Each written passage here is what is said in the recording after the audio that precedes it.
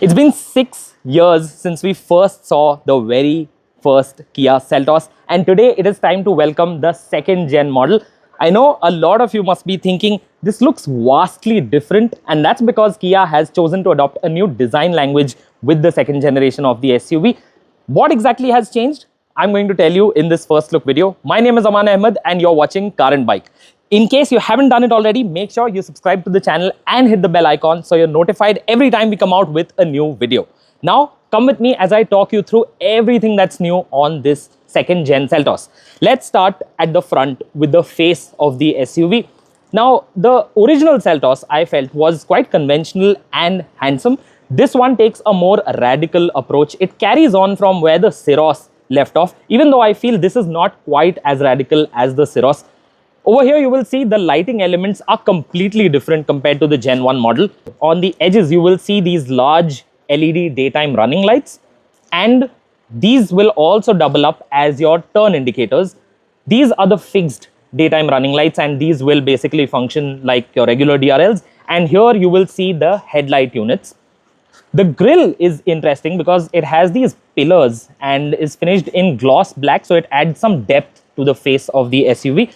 And low down you will see these fog lights, but they're not ice cube fog lights anymore, they're just regular fog lights, and there is this silver element at the lip. The big change with this generation of the Seltos is that it has moved to a new platform. So this is now based on the K3 architecture. The earlier Seltos, as you will remember, was based on K2, and as a result it is much bigger than before. This is almost 100 millimeters longer than the Gen 1 Seltos. And with the added length comes a longer wheelbase. Almost 80 millimeters of the added length have gone into the wheelbase. And you can see that in profile. This is a visibly larger, longer looking SUV.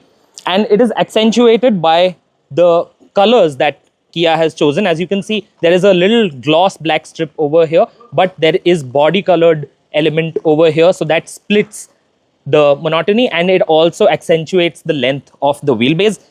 The wheels are also new. These are the same size as before, 18 inches, but they have a new design. They look a lot more like the wheels we've seen on Kia's EVs, and I believe that's no coincidence. Another interesting touch is you will see the brake caliper is finished in neon, which I think adds a little bit of a sporty feel. I'm not sure how you will feel about it, but let me know in the comments. Here you will see the Seltos has switched to flush door handles. And when you come around the back, over here you will see the same star map LED taillights that we've seen on a few other Kia models. Once again, quite reminiscent of Kia's EVs. This one is wearing the GT line badge.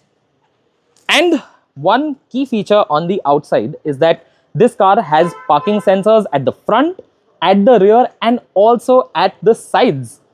How do you feel about that inclusion? Let me know in the comments. Now let's quickly jump inside and see what has changed over there. Step inside the new Kia Seltos, and what you will realize is that the interior design language has also changed.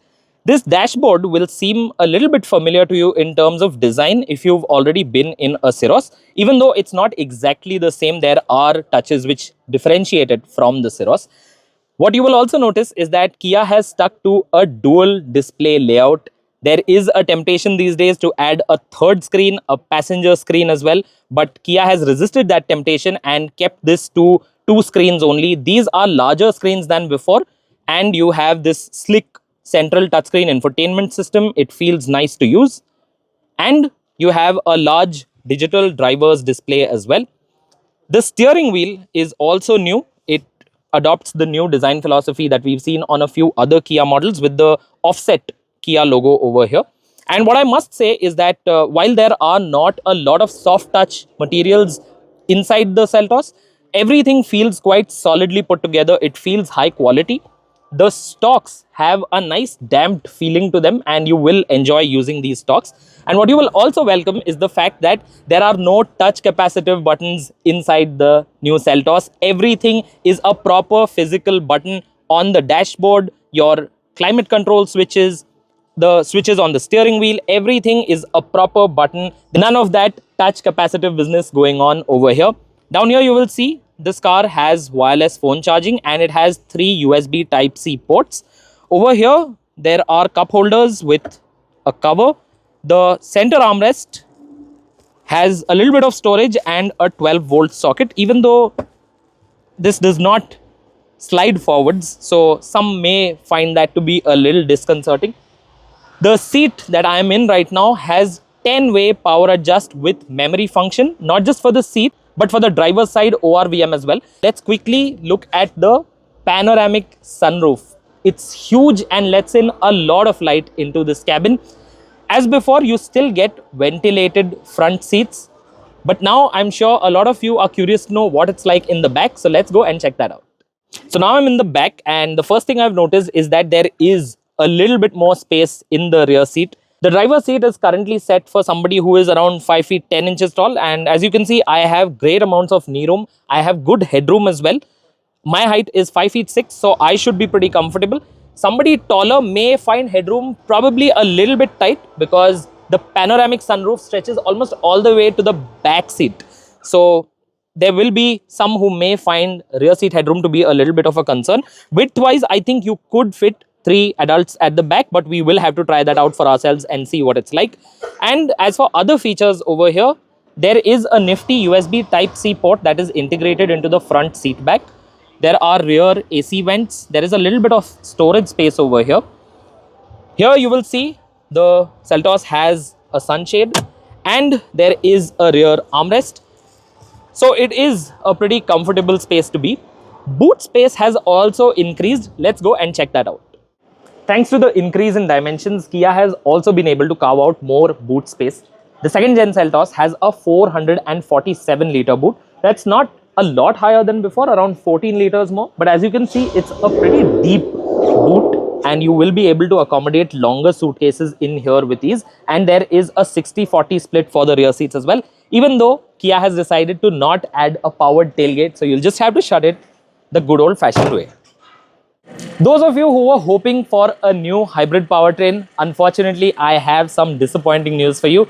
The powertrain options for the second gen Seltos have been carried over unchanged from the Gen 1 model. So you still get the 1.5 litre naturally aspirated petrol, the 1.5 litre TGDI and the 1.5 litre diesel. The transmission options also remain unchanged. So you get the same manual and DCT with the turbo petrol engine and the same manual and torque converter automatic with the diesel engine. There is one single change under the hood, and that is the new Seltos has hydraulic struts for the bonnet. So opening the hood will be a slightly easier experience.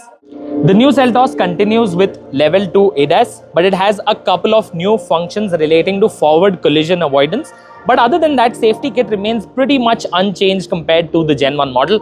What I can tell you is that the new Seltos will be available in a total of 10 exterior shades, including a matte graphite grey, which I think looks pretty sinister. I'll try and add a shot of that in this video. And as for launch, price and delivery details, we'll leave those in the description.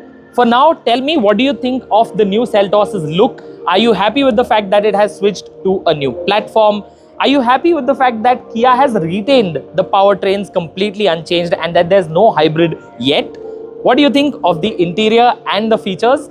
Let me know your thoughts in the comments section. If you enjoyed watching this video and found it informative, then remember to give us the thumbs up. And if you know somebody who'd be interested in the new Kia Seltos, then remember to share this video with them.